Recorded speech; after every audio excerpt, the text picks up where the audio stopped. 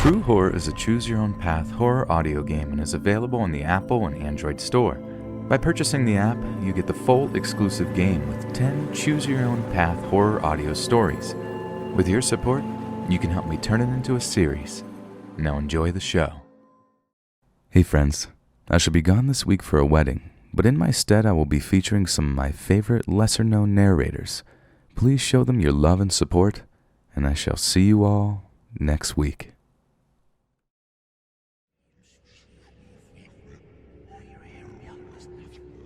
One cloudy afternoon, when my brother and I were very young, about 6 and 7 years old, we were at our grandmother's house. After a light rain and a fairly heavy wind, our grandmother was away and we had the backyard to ourselves. It was fairly large, had rocks of all types, and large trees. It was a very cool-looking place to explore. We noticed these odd pinkish-gray worms. Some had fallen out of the palo verde tree. These worms, Vuvelzila-shaped, with sharp teeth, were in trees and crushed under rocks. We noticed about 3 to 4 of these worms dead and flat under the tree. We poked them with a stick, and one made a weird sound, sort of like the sound a barely inflated balloon makes if popped. They had cartoonish, evil, paper-thin teeth. These creatures looked vile. Their body made no logical sense as to how they would function. We even showed them to our grandmother when she returned. After a day, they had crumpled up like wet paper, and there was nothing left of them. I still wonder what they were. I also wonder, could they fly? How did they get in that tree to fall out of it? I almost wish I could see them again. Somehow, we brushed it all off and never mentioned them again until 2009, 2 years after our grandmother's death. I am now 15 and recall the whole day fairly well, though my brother claims some of what I remember isn't true. Has anyone else seen something like them?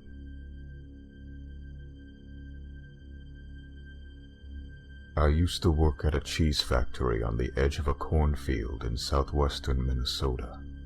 There were a series of days in the summer of '04 where it was so hot that the milk being delivered to us in trucks would evaporate before we got it.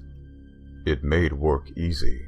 The dearth of milk denied us any actual labor, but management wouldn't let us not come to work, so we would show up and mess around all shift.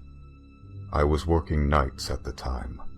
It was 2 or 3 a.m., and I was out on the loading dock watching bats fly around the floodlights, because I liked being out in the cool night air.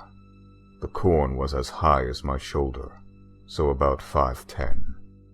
As I was watching the bats, I looked down at the edge of the cornfield. Something was moving there. It was the size of a small child, and very, very skinny. Pale, with something that looked like a head of straight black hair. It moved in a sort of jerky gait, like someone dancing the robot badly. It moved in chunks. Legs, then hips, then torso, shoulders, neck, and finally head. It was looking back into the cornfield, or at least I felt like it was. I felt prickly all over. I didn't know what it was. I thought it was a heron or something at first, but it looked too much like a person. It didn't move like a person, though. Gradually, step by step, it moved towards me. Letting my curiosity better my fear, I moved towards the edge of the dock, which was raised a few feet off the ground to connect with semis. When I got within a few feet of the edge, the thing looked at me. I was paralyzed.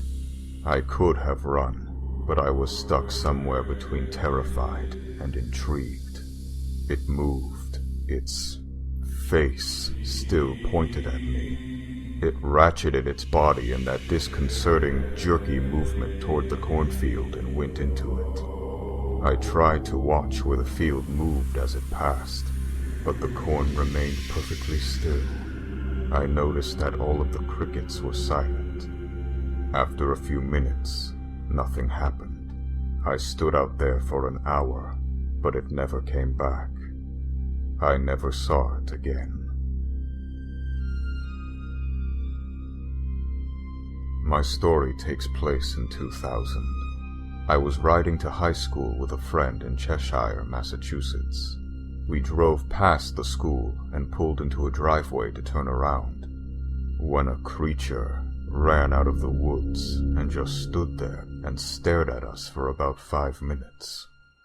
It looked a lot like a lemur, with a long, skinny striped tail that it held straight up. It had a face that I would describe as a cross between an armadillo and a wild boar, yet smaller in size, if you can imagine that. It creeped me out even more than the lemur-like body. However, the creepiest part of the creature's face was its visible teeth. It had bottom fangs that must have been 4 to 5 inches long and curved upwards towards its creepy, squinted eyes. I don't know what more to say, except that the creature's face looked evil. It did not have a normal animal expression. It was looking straight at us, and we felt lucky to be in the car because it looked menacing. If anyone knows anything about the strange creature that we described, please comment. The creature I saw stood there until we began to back out of the driveway. Then it turned and ran back into the woods.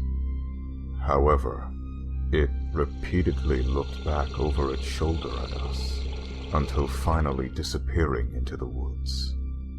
I have never seen a creature like this before, or since, but I sure wish I knew what it was that I saw.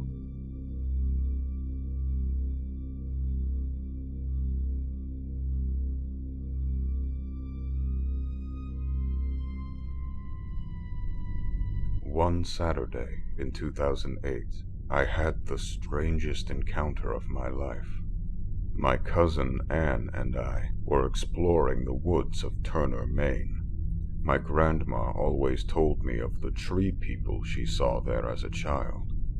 I had never seen or heard them since I've lived in Maine, so I was very skeptical that they live. My iPod was stuffed in my pocket, and Anne was studying everything we passed. She believed all Grandma's stories. We came to an orange fence in the middle of the woods. The funny thing is, we own all this land. Mom and Dad would have heard about this. "Come on, let's jump over it," exclaimed Anne. She was overexcited. I sighed, but we made our way over the fence. As soon as we were over it, I felt like someone was following us. The hair on my back was standing up, and I didn't know why. I turned around to look back, but no one was there. Anne seemed fine, like she went here all the time. We were so far from that fence, my comfort zone.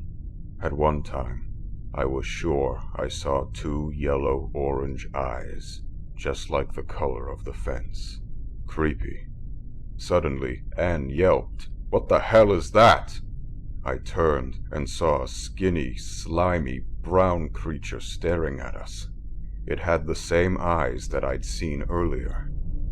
It reminded me of a walking piece of bark. I was frozen. This thing made the hair on my head stand up.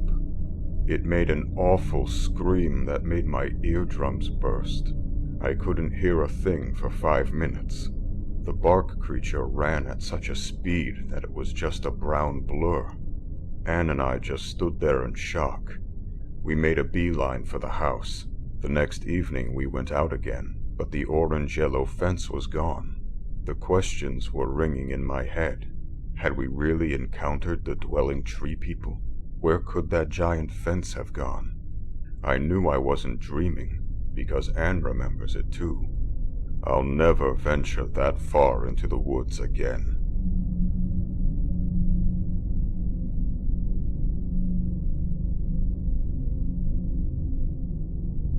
Do so-called hellhounds really exist? Where do they come from? And what would you do if you were being chased by one? It was about 4 or 5 years ago. I am 13 now. I lived in Modesto, California at the time. I moved away a year or so after this phenomenon. I remember it like it was yesterday. It was a dark and gloomy night. My mom had just told my 2 sisters and me to get the mail. The mailbox was 50 or so feet away from our 1-story house, but I didn't really mind it. My sisters and I walked to the mailbox with ease. We got the mail and started our walk back home. As we started back to our house, we heard faint growling noises. Maybe it was our stomachs or one of our neighbor's dogs that heard our footsteps. We ignored it and kept on walking. We started hearing it louder and louder now. We all looked back, and what we saw behind us was terrifying. A pure black dog with gleaming red eyes, almost like a Rottweiler, but more demonic. We started walking faster, and that thing was right behind us. We started sprinting, and the dog did the same. It started barking at us as we ran in a full sprint in sheer terror. We got back to our house, and the porch light was on. We all turned back, and what we saw behind us was shocking. Nothing was there. The dog vanished, as if it was never there. My sisters and I looked all around the street for a sign of the dog. He had vanished into thin air. I am not crazy, nor are my sisters. It was not a dream. I remember it vividly like it was yesterday. We all ran into the house panting. We told our mom about our encounter with this dog. She, of course, did not believe us. We never saw that thing ever again.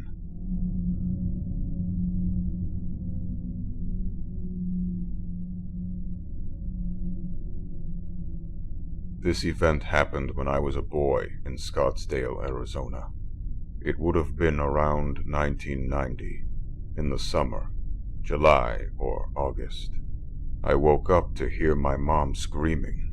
Sleeping next to her, I woke up as well and saw her shouting and pointing at a figure across the room. Everything was dark, but the hall light was on, and the bedroom door was open, allowing some of the light in. The figure crouched on all fours on top of a dresser and was looking at her. When it saw me looking at it, it turned its head and looked right at me. It then jumped off the dresser and seemed to run out the open door, but it moved in a blur and was far too fast for a person.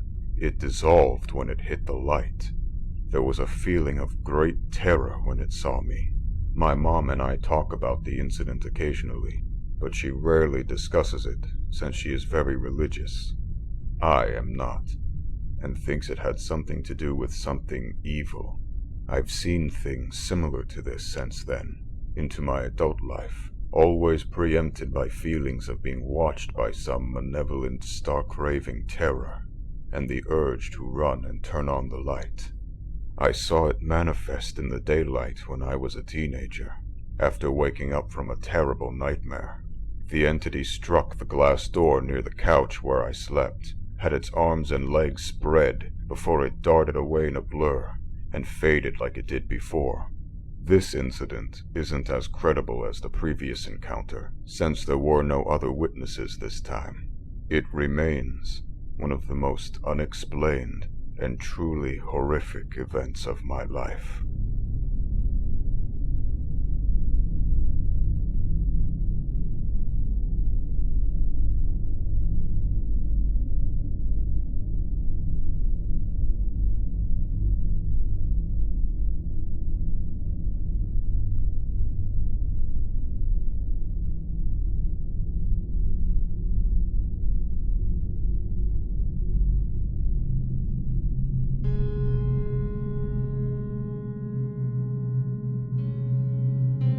We have lived in a haunted house for over 25 years.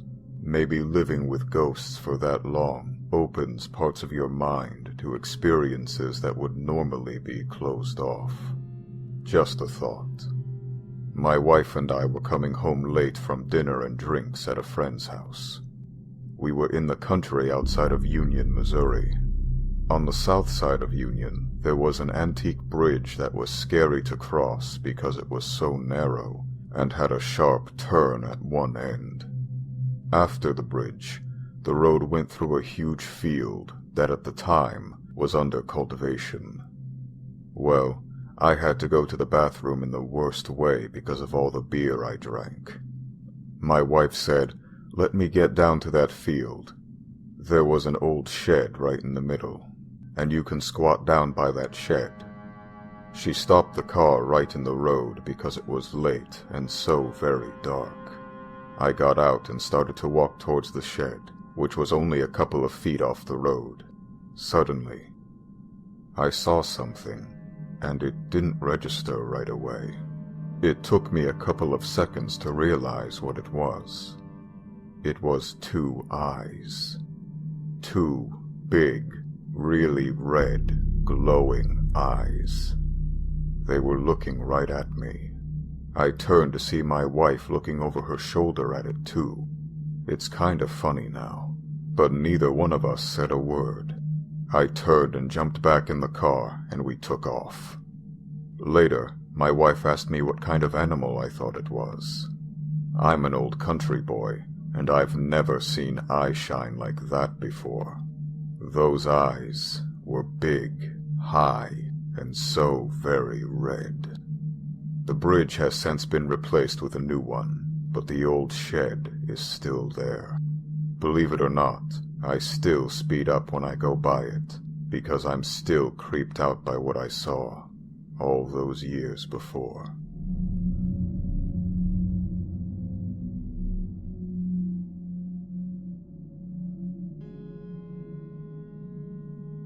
Two years ago in Janesville, Minnesota, in November during first deer season, I went out and sat in a tree stand in the early morning with my shotgun.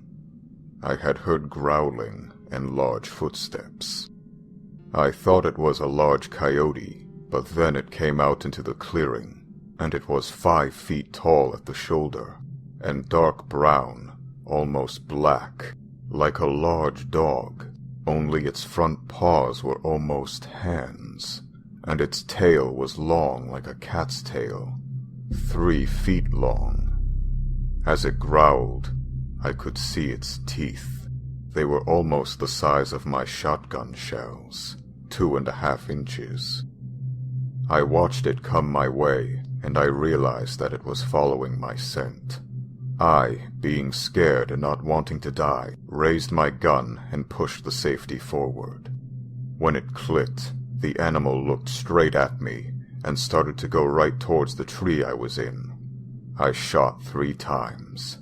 The first 2 hit a tree behind it, but the third hit it in the chest, as far as I could tell. All it did was stumble, then turn and run to thick brush nearby. I was so scared that it might still be out there that I stayed in the stand for 3 hours. At noon or so, I decided to make a run to the truck. When I got to where it had been hit, I only found a little blood. Like the bullet didn't go through the skin. The blood stunk and was dark, so red it was almost black. I ran to my truck.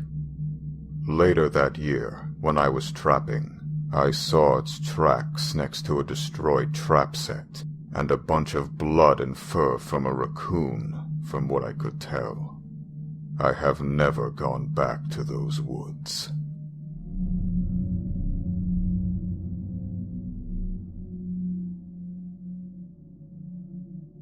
This happened to me and my grandpa on a hunting trip in July 2008.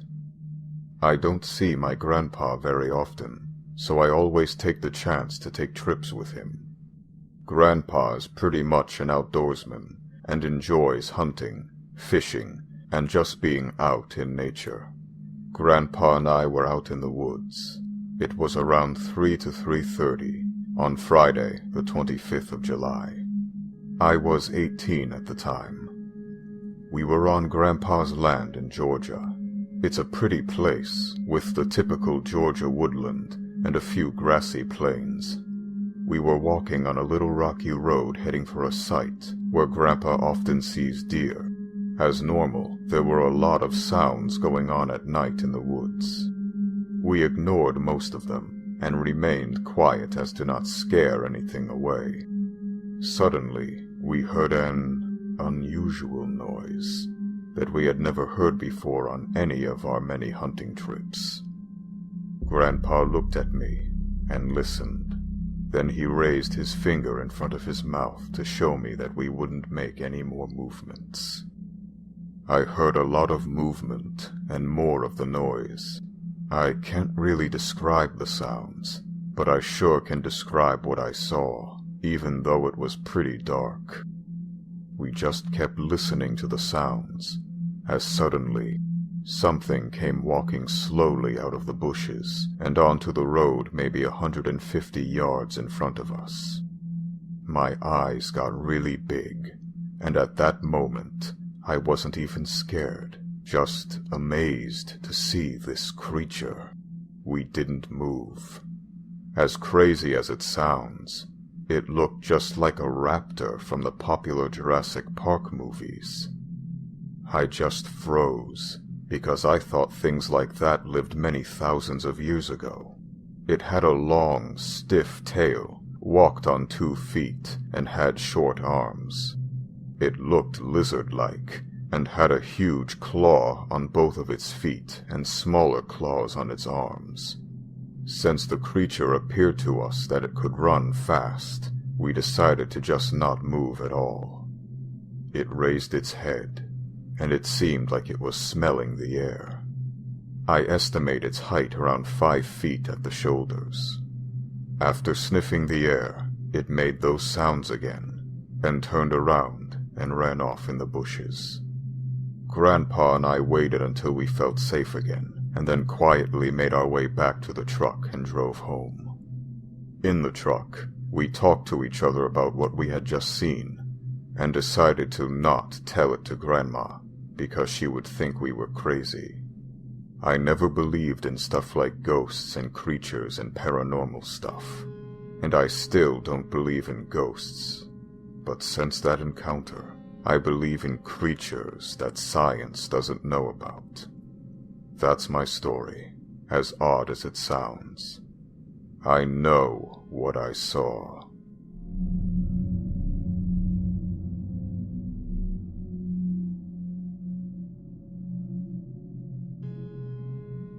About 3 years ago, I was driving to my dad's house from across state in Pennsylvania. He lived far out in the country, down a desolate paved road that crossed with an old dirt road, as well as some unused railroad tracks. The entire area was surrounded by deep woods and unused farming fields. There were a couple of dilapidated old houses, an old well, and a few old cemeteries nearby. I arrived at those crossroads I mentioned earlier after being on the road for about 4 hours. It was around 1 or 2 a.m. by this point, and I decided to pull over and relieve myself. I stopped my truck about 60 feet from said crossroad, close to a small farm shed with some old equipment in it. There was a single light bulb on the side of the shed, providing the only source of light in the nearby pitch-black darkness of the night. On the opposite side of the road from the shed was a steep drop-off into a ditch, on the other side of which were some dense woods.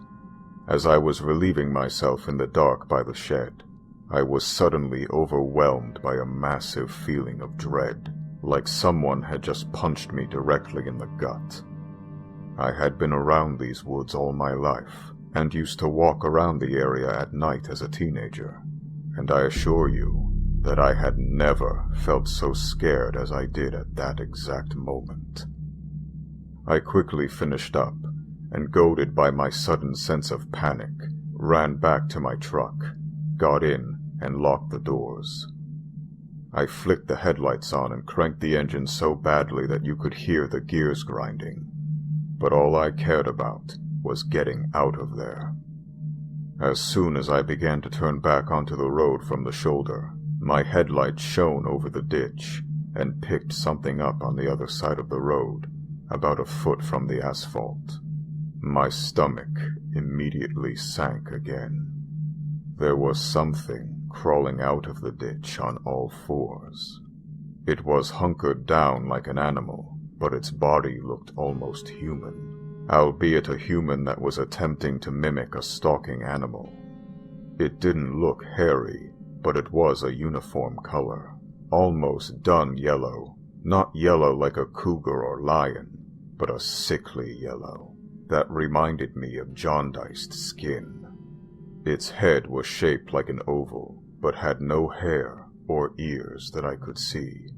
The mouth was very, very wide, and looked like a thin, straight line that extended all the way across the creature's face. It was very, very slightly upturned at the edges, like a slight smile.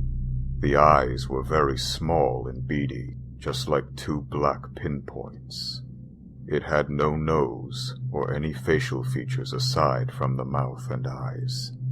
Since I was around 7 feet from it, I'm certain it wasn't just a person wearing a mask. Even the body sort of seemed wrong, but I can't pinpoint why. I couldn't see feet or hands, since there was about a foot of grass at the edge of the road. Whatever it was, I'd say it was about the size of a 12-year-old. As soon as my lights hit it, I could tell by its movements that it had been in the process of slowly creeping up the ditch to the road, and when my lights hit it, it sort of retracted slightly, like it was surprised that it had been discovered. I didn't stick around long enough to see what was going to go down next. I floored the gas and flew all the way to my dad's house, and stayed up the entire night freaked out. The part of this experience that still utterly scares me to this day is that whatever I saw was definitely stalking up that ditch to get me when I had my back turned to it. Otherwise, I can't possibly explain what had triggered those emotions when I stood there in the darkness with my guard completely down. The only thing that came close to that sudden realization of grave danger was when I was nearly struck by a speeding car on a city street many years ago. I don't know what could have happened if I lingered around for a few minutes longer, but I'd rather not think about it.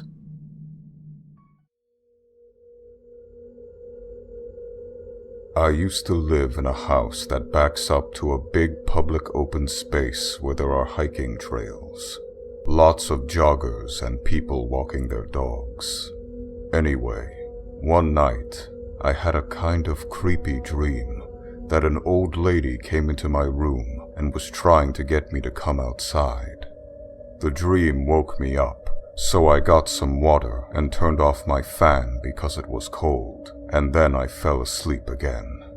I went right back into the same dream with this old lady coming into my room and calmly saying, "You have to go outside now."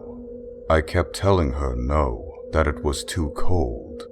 I woke up again, and my fan was on. I figured I must have just thought I turned it off, or the button got stuck. So I got up, turned the fan off again, and went back to sleep. This time, I had the same exact dream, except she was much older looking in this one, and was really agitated. She was yelling, "Go outside! You must go outside!" I got up in the dream and followed her to the hallway. When I got to the hallway, she wasn't there, and then I woke up, and I was actually standing in the hallway. I have never, ever walked around in my sleep before or after this. Also, my fan was on when I went back to my room. At this point, I was freaked out, so I got something to eat and watched TV for a couple of hours. I went back to bed around 5 or 6, and the dream didn't come back. The messed up part is, a couple of days later, I saw that there were police cars in the open space, and when I asked my mom what happened, she said they had found an older woman who was reported missing a few days before. She must have had a heart attack or a stroke or something on the trail by my house, and they had found the body.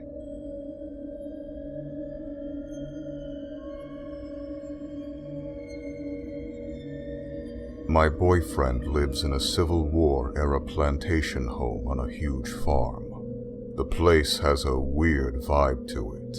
None of the animals will come upstairs. If you bring them up, they will start shaking and dart back downstairs. My boyfriend won't even go in one of the bedrooms. Slave shackles are still hanging up in the basement. The place has apparently been pretty dormant as far as paranormal activity goes for the past year. I've had a couple odd experiences. My boyfriend says that it always gets more active around the holidays, though. In November, right before Thanksgiving, I was staying the night with him. I was about to fall asleep, and I heard something outside. At first, I thought it was the pack of coyotes that roam around the back of the farm, but I heard it again a few seconds after the first time, and it was definitely not a coyote. I immediately woke up and was aware of my surroundings, and I heard it again. It was a woman outside, calling for a man named John. She sounded so panicked and distressed. I heard her call a few more times, and I could hear the voice moving around the yard. I was creeped out, but I cuddled up to my boyfriend and went back to sleep.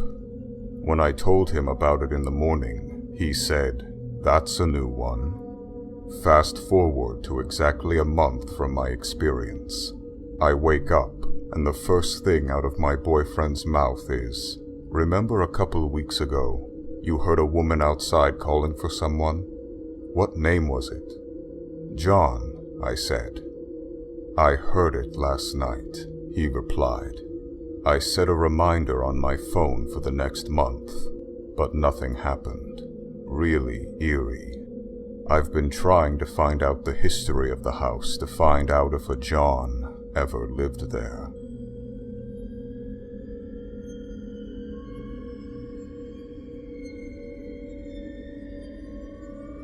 I lived in a weird house as a kid, which resulted in chairs being moved in other rooms when I was the only one home, kitchen cupboards opening late at night when no one else was awake.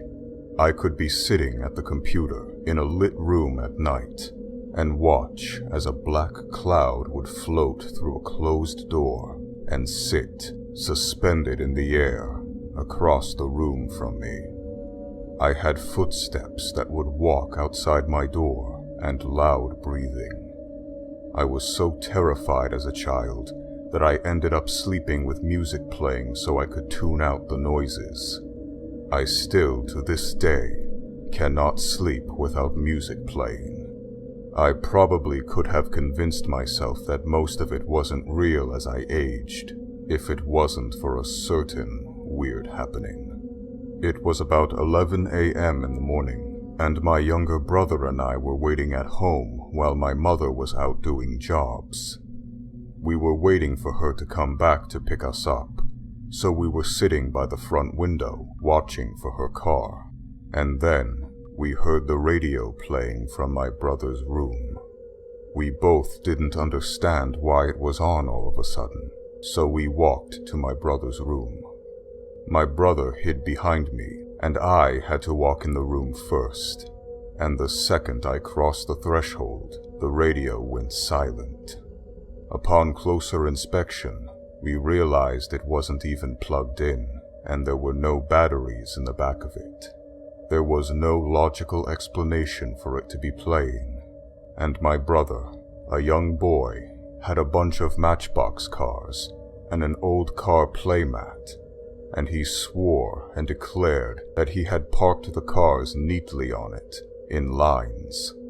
but when we went in there, the cars were thrown all over the room. Luckily, we moved out of that house, but my brother and I still remember the radio saga clearly to this day, and it's pretty much the only reason I know I wasn't completely crazy as a child.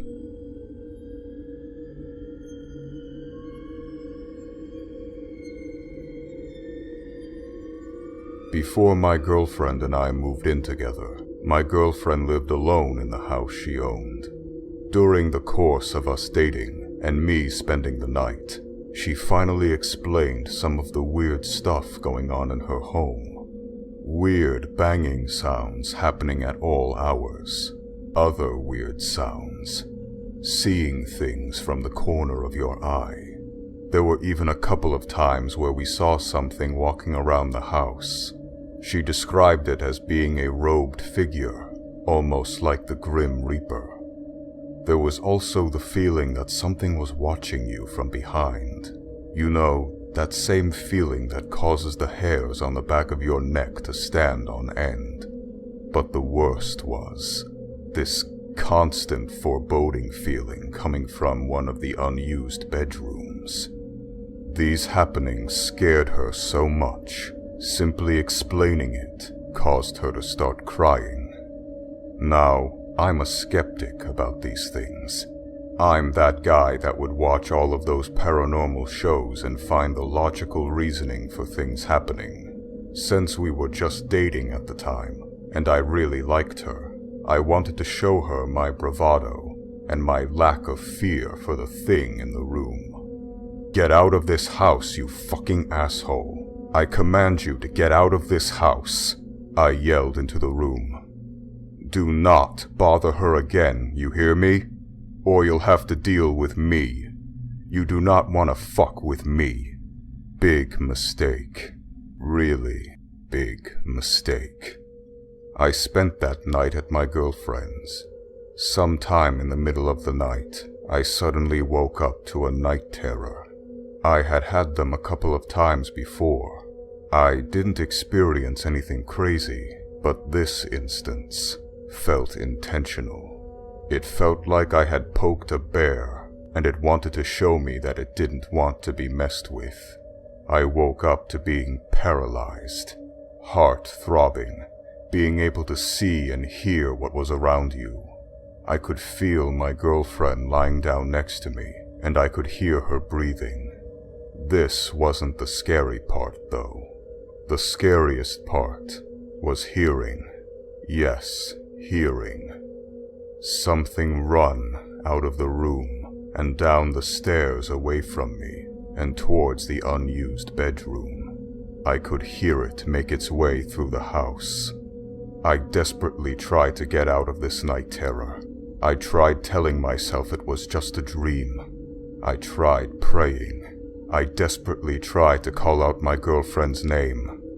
I knew it was a night terror, but still couldn't get out of it. Every time before, I could get out of a night terror by reminding myself what it was. She somehow heard my whispered calls and woke me up. I did not go back to sleep that night.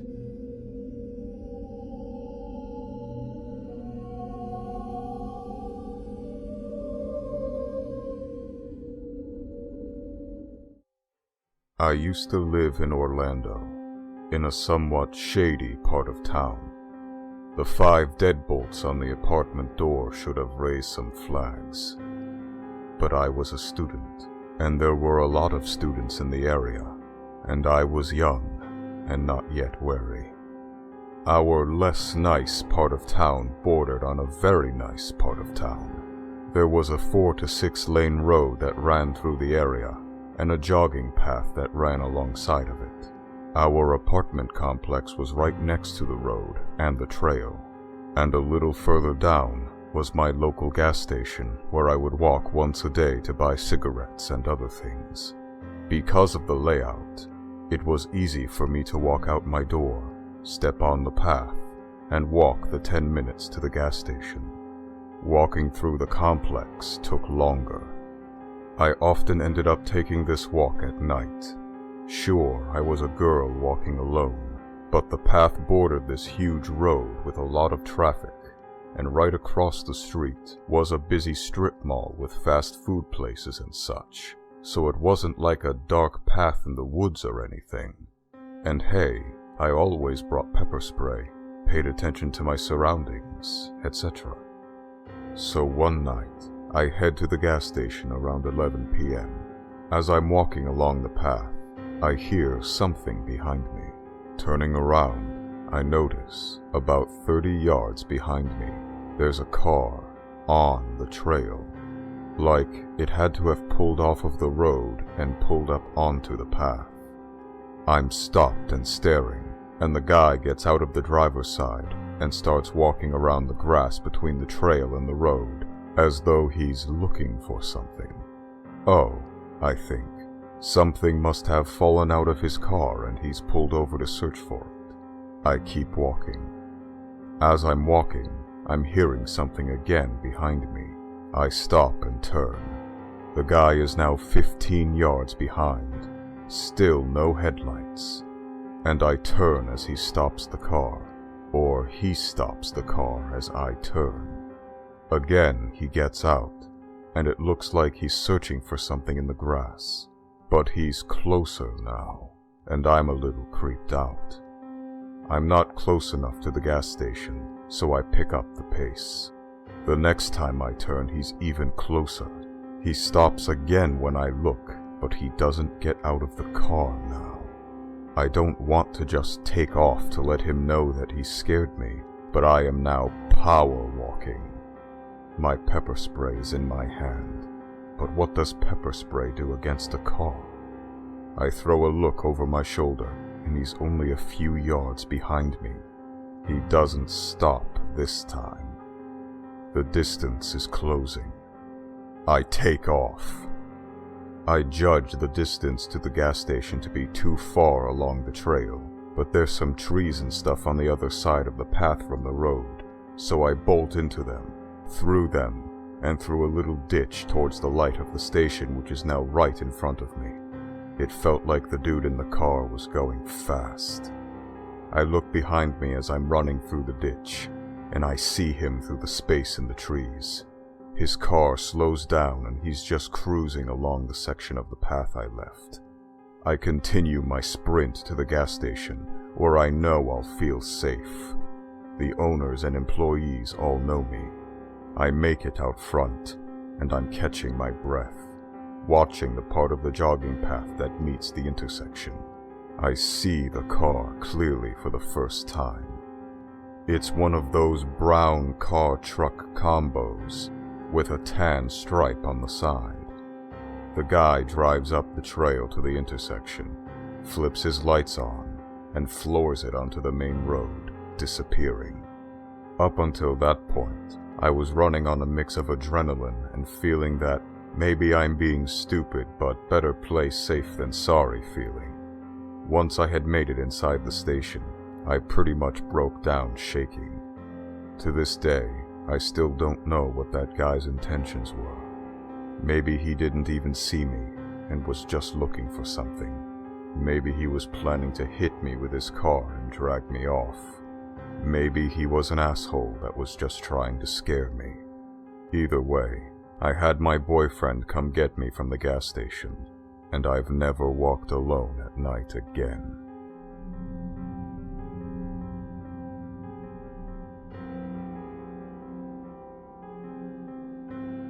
My boyfriend, who I live with, works as a teacher in a town about 15 minutes away by train. He gets home more or less at the same time every day, give or take an hour or so. I, on the other hand, work from home. In late January of this year, we'd gotten into a pretty big fight about something stupid. I can't even remember what it was about now, but it was one of those fights where we didn't speak to each other, text, call, or anything the whole next day. So, this afternoon, I was lying in bed getting work done. It was a Tuesday, and I was pretty sure his last class finished at 1 p.m. on Tuesdays. meaning he'd surely be home at 2:30. But around 1 p.m., I heard the front door open and shut. I thought, I guess he's home an hour early today. It was normal for him to skip his last class every once in a while, so I didn't really think anything of it. In fact, I was mostly mentally preparing for the awkward post-fight, "Hey, how's it going?" conversation. So I continued to lie in bed and do my work and wait for him to come in and change his clothes. The bedroom door was closed and I had earplugs sort of half in, as I usually do when I'm working, but I could hear the heavy footsteps of him walking around the apartment, as he always does. If we hadn't been mid-fight, and I wasn't so preoccupied with the awkwardness of it all, I might have noticed. It was strange how slow the footsteps were, or how long he spent walking around the living room. But I was caught up in the dramatics of the fight, and didn't think about it.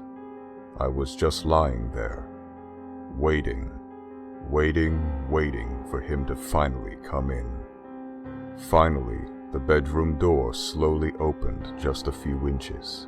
I turned my head towards the door and prepared to give him a sort of awkward, "We've been fighting for 24 hours, huh?" smile. But the door didn't open more than a few inches. I looked and saw that it was a woman's hand with red nail polish on the doorknob. Whoever was there slowly closed the door just as they had opened it, without entering the room. I jumped out of bed, ripped out my earplugs, and sort of froze there for a few seconds while thinking rapidly. My first thought, that was not my boyfriend.